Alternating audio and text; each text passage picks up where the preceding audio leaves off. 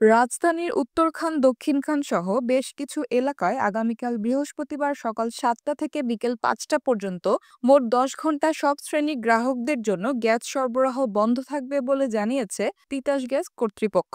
বুধবার তিতাস গ্যাস কর্তৃপক্ষের পাঠানো এক সংবাদ বিজ্ঞপ্তিতে কথা বলা হয়েছে।